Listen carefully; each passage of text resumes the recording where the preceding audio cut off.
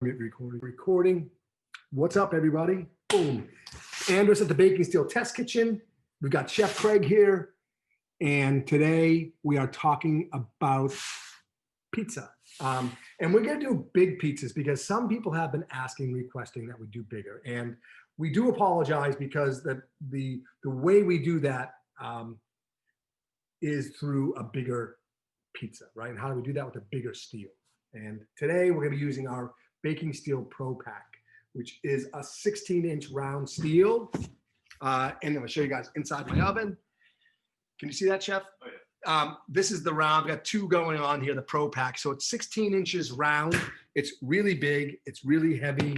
But that allows us to make the larger pizzas at home. Everything else we do today is the same. Like if you have a regular baking steel, you know, just follow the same techniques that we use, but we're just making them a little bit bigger today. The other thing you need to have, we'll talk a little bit about this. All the pizza peels that we find, you know, the ones that we sell and you go on Amazon, the ones they sell are about this size. And it's 14 inches in diameter, okay? So it's round, obviously. Our baking steel, coincidentally, is 14 by 16. So in other words, this will fit onto a pizza made on this will always fit onto the baking steel. Now, with the Baking Steel Pro Pack, we had to specially make a bigger peel. This one's 16 inches wide. So if 16 and a half, if I use this on my original baking steel, I might have a math problem. My pizza might be too big for my oven or my steel inside of my oven. So just be mindful of the tools that we're using. But pretty much everyone is safe because almost all pizza peels that you can buy off the shelf for homes are about 14 inches, okay? Today, we're gonna use a special edition, the Big Dog. Big Dog pizza peel. So I'm gonna make a pizza in just a few minutes, and then we're gonna get to some questions and answers and show you our technique that we use and how we make it. How's that sound? Can we have a round of applause? All right, nice, awesome. We're also gonna change it up today. We're gonna use, shout out to our beautiful ovens, these monograms, they're beautiful, gorgeous. Well, guess what? We also have a monogram like I just showed you down here. It's a gas range with a gas oven inside, which also has a gas broiler. So now for the pizza making, I've been preheating the oven at 450 degrees. Yes, not full tilt. My new secret to pizza making at home, preheating at 450. I do the same for my electric ovens. And the why is because when I switch to broiler, that broiler is going to kick in a little bit sooner than if I preheated at 500 degrees, okay? Does that make sense? Now, at the same time, the dough I removed from the refrigerator at least 2 hours ago. In my case, it was like 3 or 4 hours ago. I've been proofing it. I want it to get to room temperature, and it has done that. Okay, and now my dough ball size, because I'm going big today, I've got a couple of different dough balls. I have like a 500 gram, I think I have a 450 and like a 300. I'm gonna go with like the 450. And again, some people will go 600 grams, right, almost, right? Some of the pizzerias, it's a whole different game of making this, stretching out big pizzas. Takes a lot of concentration, but we can do this. Together, we can do this. You take my watches off because I don't know why. I'm going to show you what I store my dough in if I'm having a pizza party. Instead of the delis, I have this dough tray. And the nice thing about this, you can see, I can make my dough balls and stick them inside. You can see that? This fits right into my refrigerator. It's actually airtight when I close this. These store right, and they make smaller versions of these too, which is really nice for a home environment, right? You can get those today. So these go right in my fridge. I can pre-make my dough balls, and then when it's pizza time, I just take this thing out a few hours ahead of time. So that's instead of my delis. Okay, so I'm gonna pull that dough out in a second. first I'm gonna take care of my pizza peel, because you guys know we like to lube these up. I use a combination of semolina flour and flour that I use in my dough. Those are my ball bearings. So I kind of spread my ball bearings around and I put this aside. The secret, the better I get at making pizzas and launching, the less of the ball bearings I'm going to use. In the beginning, it's better to use too much because the goal is to get it off this peel into the oven onto your hot baking steel.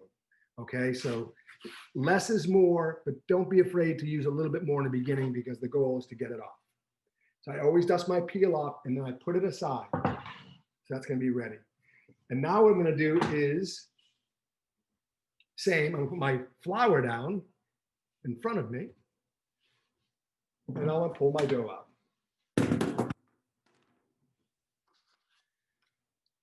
I use my bench scraper. Boom. Get this big, monstrous size dough. This is about 425 grams. So it's bigger than normal, but this is going to allow me to make the bigger pizzas, right? And I'm going to do the same thing. Flip it over both sides so it's not going to stick. And now I'm going to lightly just kind of press into the dough. And if I want it to be really fluffy, I wouldn't stretch it out very much. But if I want to make it thinner, I would stretch it out further and just keep picking it up, make sure it's not going to stick. This is actually about a 6-day-old dough, by the way. The next, what I'm going to do is now is put it on the back of my knuckles and just kind of give it a stretch and turn. If I work consistently around the edges, it's going to stretch consistently. If I get a few thin spots, I'm not going to stress about it. Okay? I'm just letting gravity, you can't see how it's growing. Gravity, it's doing its thing. I'm giving a little bit of pull on the outside. I'm probably up to about, what do you think that is? 13 inches maybe? Feel cool. Yeah. Huh? You feel cool? Yeah, I feel cool. You guys feel cool? You guys think I'm cool? I think it's cool. So it's getting there, right? Nice. I can put it down, take a little breather, give it a kind of check it out. Okay, this is probably about a foot right now. And I'm going to go even bigger. Okay, so once I get it, I'm going to pick it up again. And I'm just stretching. You can see I'm giving a little bit of a tug in between around the perimeter. And now it's starting to show some size, right? I'm probably just about where I want to be. So what I'm going to do is place this on my peel.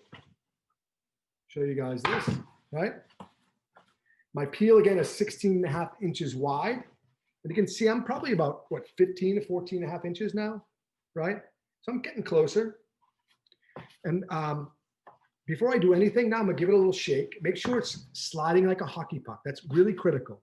If it's not, then I'm going to take whatever area is sticking and stick some more flour underneath there, okay? And that'll make sure I slide again. And now I'm just going to give it one more spin around the world here before I put it back on.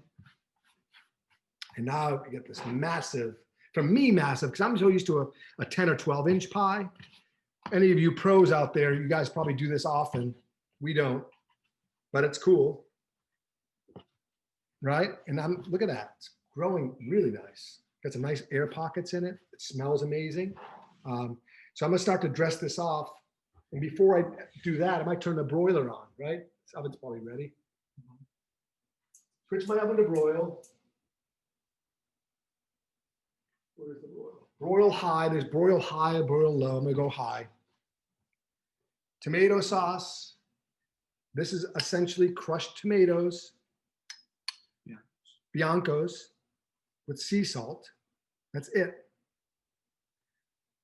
And remember, sauce has a lot of moisture in it. So I don't want to put too much sauce on here because that moisture will leak right through the sauce and right through the dough. And I'll have a soggy dough. Even with the hot baking steel, it can work its magic, but it's not that magical. All right. Now I'm going to do a little bit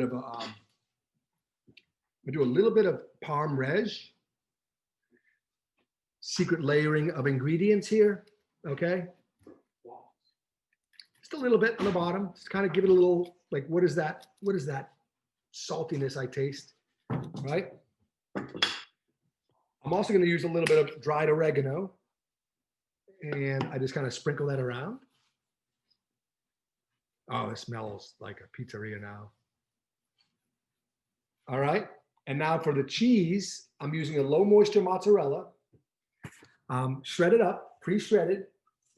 I've said this a million times, but we always pre-shred our cheese because the cheese, these individual strands, when you buy them shredded, are coated with a starch, and that starch prevents them from sticking together, but it also browns prematurely on the pizza. So we always shred ourselves. And I shredded this and I put it in the freezer for maybe 10 minutes just to kind of help slow down the cooking process a little bit. Okay. And now I'm going to put my cheese on. Oh, sorry. Looking more and more like pizza, doesn't it? What do you think, Chef? How am I doing? Not bad. Not bad. Not bad.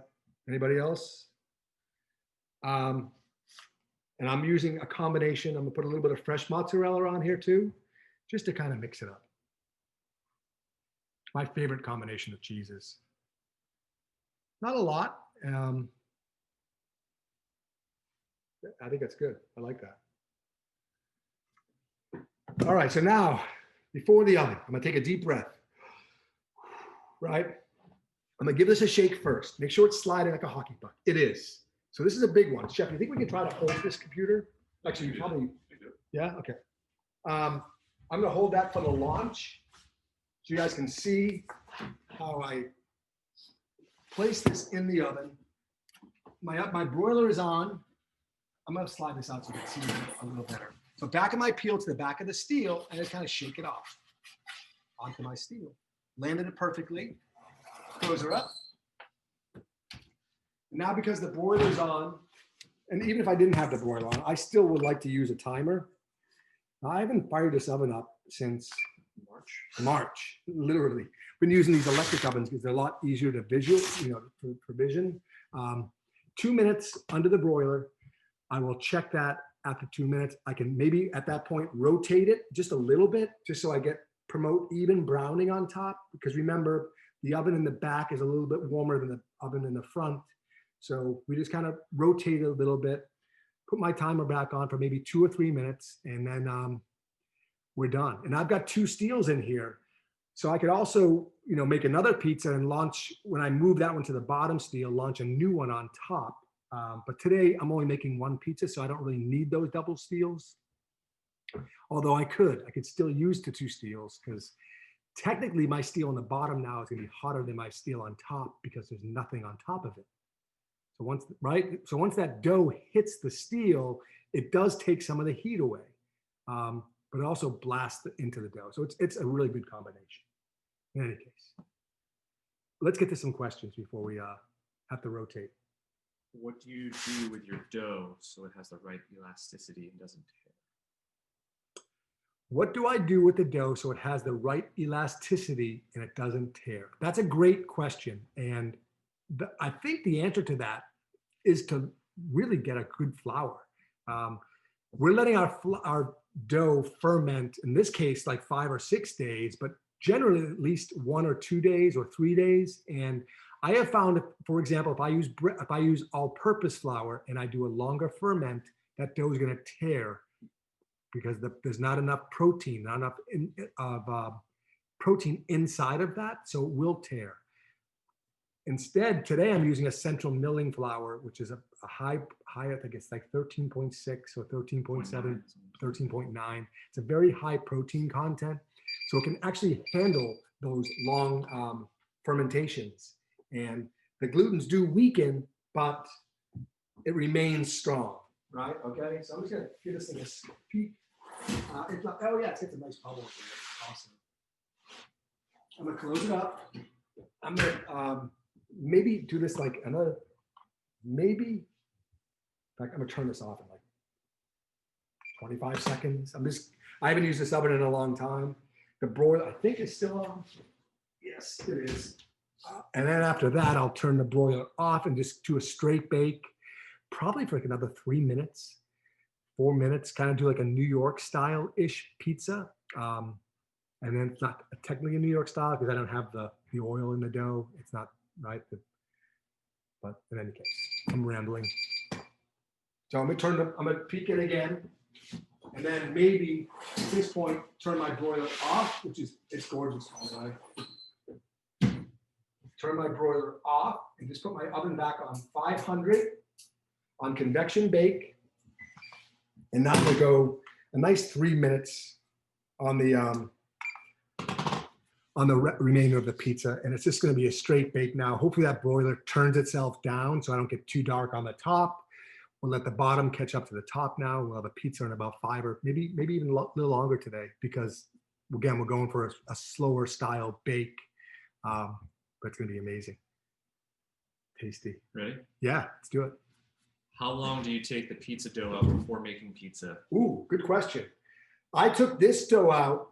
In fact, what I did is I actually made dough balls at 7 a.m. this morning. So I had my bulk fermentation and I made dough balls, and it's been resting for 4+ hours at room temperature.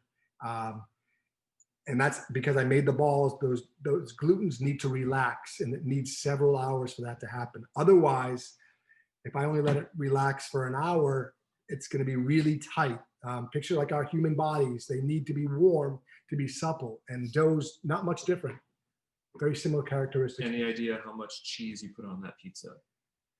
Nope, no idea. I would say probably about 4 ounces, my guess. Yeah, I'd say 4 to 6 ounces. Yeah, 4 to 6 ounces. And I go a little bit lighter. I didn't go a ton around the edge. I put more towards the center on this one. Just what I do. That's how I like to make them. I'm talking mozzarella, maybe 1 ounce, fresh mozzarella. Not a lot of cheese. And not a lot of sauce either, by the way. This container, which is a 2-cup container, I had, you can see almost about a third of it I used. 6 ounces. Yeah, not even probably, right? And I could go heavier on the sauce. I went light purposely. You could go a little heavier. How do you work with frozen dough? So the best way to thaw out frozen dough is to put it in the fridge the day before. 24 hours overnight, put it in the fridge. And then remove it. Hopefully it's already in the ball form. If it's not, the next day I'll ball it up again and let it rest for several hours again before I stretch it out, depending on how you froze it originally. Use parchment paper on the steel. Yes. If I'm not going to use the broiler, and that's a big must, you don't want to use a broiler with parchment paper because you have an instant fire. We've done that before plenty of times. So remember, parchment's great. It's easy to launch and remove, but you just do not use the broiler. I only have bread flour to make pizza dough. Should I wait 6 days to ferment before I use it? No, good question. I only have bread flour to make dough. And do I need to go 6 days? You don't need to go 6 days. My recommendation is 2 or 3 days. We just have to have a little bit of extra dough here. It's been almost 3 minutes. Going to the regular grocery store, should I use bread flour or double O flour? That's a great question. At the grocery store, should I use 00 or bread flour? First off, personally, I would use organic. So whichever of those are organic. And secondly, taste the differences. Some people prefer 00. Some people prefer bread flour. Some others might combine bread flour and 00. So there's really it's dealer's choice. Try a bunch of different versions and see what you like best. I'm gonna check this pizza out. It's been about, I'm gonna go like maybe another, I'm gonna go like another minute, just because I want to crisp up that bottom a little bit more. How much time for the steel to get back to ideal temp in between pizzas? So if I'm making multiple pizzas, I give it about 3 or 4 minutes in between. That's a pretty much enough time to get that steel right back up. Now, can you fire it off right away? Sure. In fact, we do that in our pizza classes here because we have 10 people in here generally, and we have 2 steels in every oven. So we will literally launch, remove, and launch again. We don't really give it any rebound time, and it still works fine. Ideally, I want to give it, 3 or 4 minutes to rebound before I launch my new pie. Just make it a little bit better. Rolling pin, yay or nay? So a rolling pin, yay or nay, and that really depends on the style of pizza. So for the one that we're using here, one I just stretched out by hand, it has a lot of air bubbles in it. And to promote those air bubbles, we don't want to use a rolling pin because a rolling pin is going to really knock out all the gases that are inside of that dough and flatten it out a little bit. So no for like a New York style or Neo-Neapolitan style. However, yes, for a thin crust, right? It's awesome, by the way. A thin crust pie is awesome. Super tasty, but I'm not gonna have those air pockets. Difference between bread flour and double O flour. One's Italian, one's American mostly, and the Italians do a finer ground flour. So it's right, it's just a little bit finer. I think it's really ideally made for those wood-fired ovens at 900 degrees. And by the way, a lot of people use 00 flour on our baking steels and they love it. I do like it. I just prefer this central milling bread flour or like a King Arthur organic bread flour. Love them. My personal choice over a 00.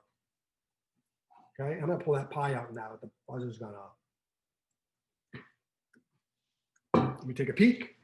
Finally, let me give you guys a see here what's going on. What I'm looking at when I open my oven up. I can move this rack out. It's really gets a nice color on top. I'm gonna check the bottom. Oh yeah, it's really nice. And I'll just use my peel, fingers, boom, close the oven. You guys can see this thing. Really beautiful, really big. Smells incredible. If you guys can see underneath, it's crisped up. I can even hold it. Look at that bottom, right?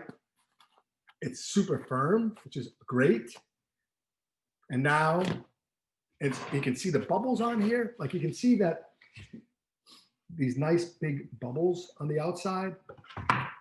And now at the end for my, I might stick a little bit more parm on there, right? A little parm reg. Isn't that nice? You can smell that. And maybe some basil. Just kind of throw the whole leaves on there. Not the stems. I don't like the stems, but it's really pretty, guys. You guys can see this. Doesn't smell good. That's kind of it. That's it. Isn't that great looking? Boom, boom. Beautiful. Now it's time to eat and slice it. However, we have some other people showing up. We're going to feed them some lunch. So I'm not going to slice it just yet. Sorry. But it looks incredible. Oh, it smells so good too. Like insanely good. It's 11:30. By the way, I do like a 24-hour, no, like a 12-hour fast at night. I haven't eaten anything yet. Not the thing you want to be like, not that aroma you want. I'm looking for like blueberries and strawberries, and I've got pizza. First world problems. Anyway, put that aside. Get to your fruit first, then the pizza. Any other questions? Why in the larger oven today? Because we haven't used it. It's getting dusty. So we decided to use our Pizza Pro pack, which is a 16-inch round, 3/8, 25-pound steel inside the oven. It's a Pro pack. It's something we actually offer now, I think, for pre-sales. A lot of people have been asking us about it. So it's back on. It will be available to ship in February, no later than February. It's great. It's just a different, again, everything's unique with the bigger pizzas. You know, you're talking about almost double the amount of dough in a 16-inch than a 12-inch. More sauce, more cheese, feeds more mouths, hopefully. Hopefully you share that. That's why. Anyone else? No, that's it. Awesome. You guys rock. We'll be back again next week. And then we'll be, obviously continuing these throughout the year. We're going to bring some guests in with us in the new year, which we can't wait for. In the meantime, if you guys have any questions at all, direct mail me, Andrus at Baking Steel or Craig at Baking Steel. We will be here to answer your questions. If you have special requests for these classes, just let us know. And if you're watching this and recording, I hope you like this and share this with your friends.